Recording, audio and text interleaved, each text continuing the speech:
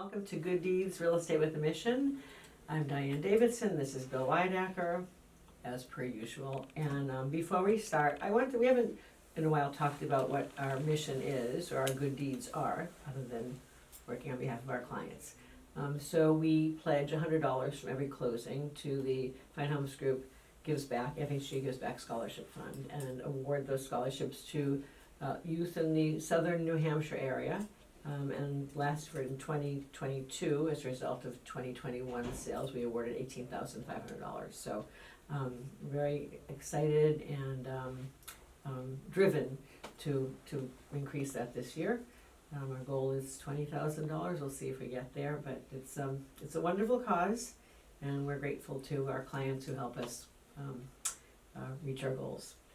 And while I'm on that subject, if it's okay, I wanted to talk about the KW charity event on October 25th.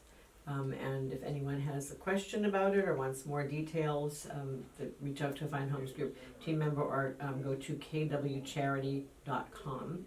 It's an annual event, and to date we have raised and donated over $1 million to charities. And you're actually on the board, so maybe you can give people a little more detail, all youth-oriented causes. Could you just elaborate a little bit, please? I'm very proud of the work that the committee and the board has done since the beginning. I think back to the very first one that we did, and that was at our old office in Bedford Farms.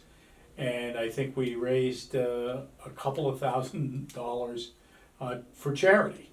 And a couple of $1,000s, while it's no small amount, it's no large amount either. And we're now raising $125,000, and we have close to no overhead other than the expenses for the night of the event, which is the food and the drink and the hall and that kind of thing. So it's all of the money goes right back into the community over the course of the year. We spend that money down.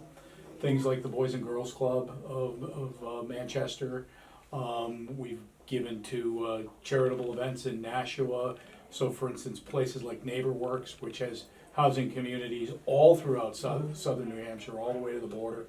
And it's youth driven, so to the extent that kids benefit with regard to good housing and stable housing, we saw our way fit to give money there. We've given money to Roca Kids. Friends of Anya. It goes on and on and on, and new causes all the time. We get requests every single month. Yeah. Every single month. I get a request for the Manchester City Library is having a fundraiser. Looking for there is no shortage of need in the community for kids, and so I'm very proud of the work that entire committee has done, and the work that they've put in. So it's a good cause, and it's the 25th of October. You're right, and if you'd like to attend, call us for a ticket. We'll get you one, and we'll get you one for free. So that's how the tickets are $50, but we'll give you one of ours. So it's a lot of fun too, and great things to bid on. Right? Lots of good auction items. Yeah. It's just, and it's a fun night. It's a great night. Yeah. Okay. So sorry I hijacked it. I didn't even warn you I was going to do that, but I just think it's a really important thing, and it's part of our DNA. So, okay. So let's talk about real estate. And the burning question: what's going on in the market? Nothing to see here. That's it. Okay. Nothing to see. There's really nothing going on. People have been talking about a shifting market for about a year, and what I find interesting is the market has been shifting since I got into it 40 years ago. Since Egypt, really. Right? Yeah, cost of land is different. Yeah, the plate started to move, everything shifts. No, but honestly, the market is constantly moving, and when you look at local markets, that's the most important thing, because really, politics is local, real estate is local. I.e., I've been saying on the radio program every single week, what people are reading in the national news and seeing in the national news doesn't really bear itself out to be as true locally. We still have a huge inventory issue, and while that exists in other parts of the country, it doesn't exist to the same level as it does in New Hampshire. This morning there were 1,800 houses on the market. 3 weeks worth of supply, nothing. It would be fair to say probably that it changes behavior a bit. Wouldn't you agree? because people can't help but absorb the national headlines, the national news, and they don't always they don't always dissect local conditions. That's what we're here for. But we are seeing conversations change. Conversations with buyers are changing, and as a result, conversations with sellers are changing. Sure, and when you see interest rates go from, under, in the twos in a year to be close to 7 in the high to mid sixes, that creates some consternation for buyers and sellers out there. I brought this up, we brought this up before in this format. We had dinner with some friends, and they live locally, and they were like, are people even looking at houses right now? Yeah. So the perception is, based on national news, that the market is completely just fallen off the cliff. Yeah. And it is definitely not like Mhm. that. No. Multiple offers still, not to the same level.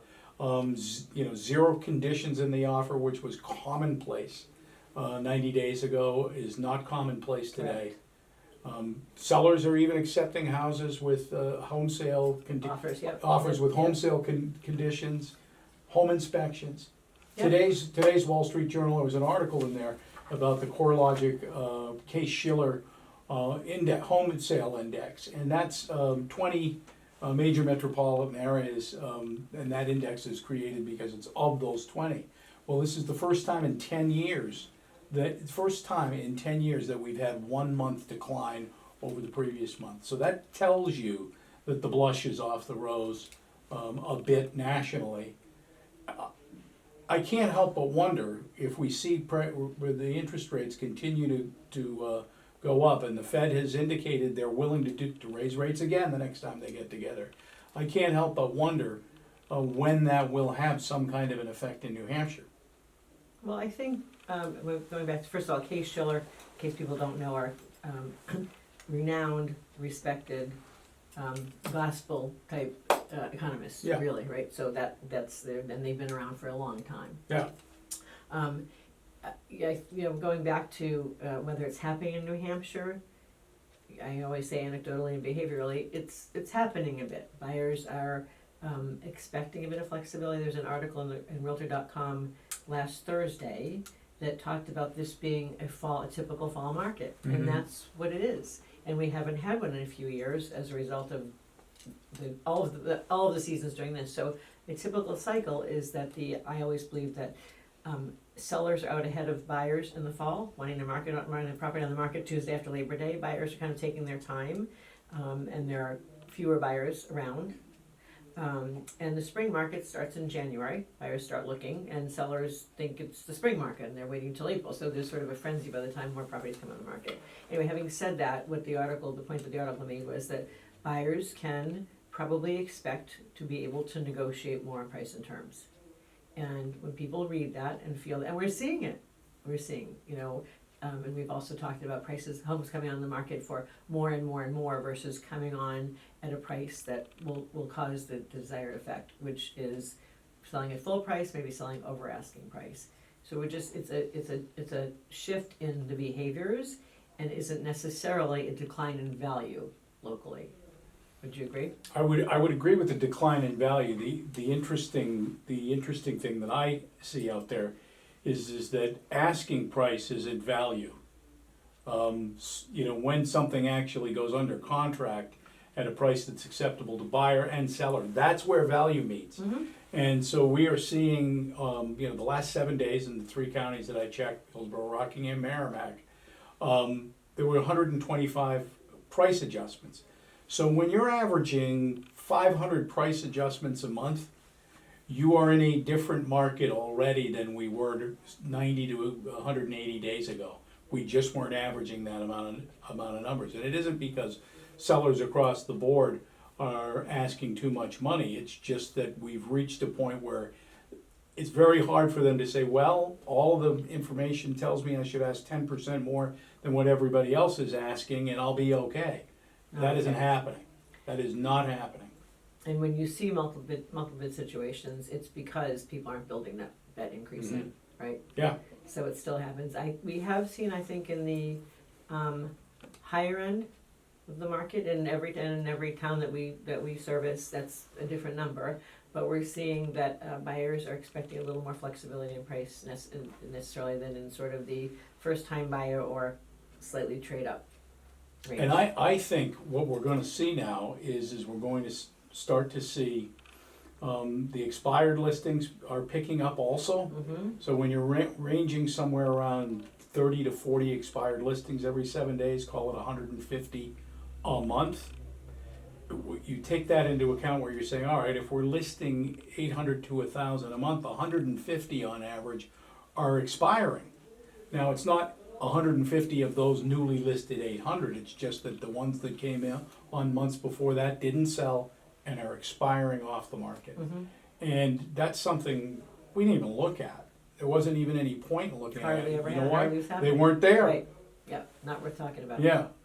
So I feel like we are returning, and the other metric that we are looking at and paying attention to now, so we look at price adjustments in this shifting market, expired listings, and then of course the last one is what's coming back on the market. Mm-hmm. And even those numbers have ticked up. In other words, properties that were under contract didn't close and have become available again. That's correct. Yep. And usually that's because of some negotiation item, and typically, not always, but it could be a home inspection, could be an appraisal. But both of those things mean you've now got buyers that are more dug in, if you will. Mm-hmm. And you still have sellers that are dug in. And what the market's calling for is probably a little more flexibility on both parts. Yep. Yeah, it's not quite so frenzied, which is No. why it's a more typical fall market.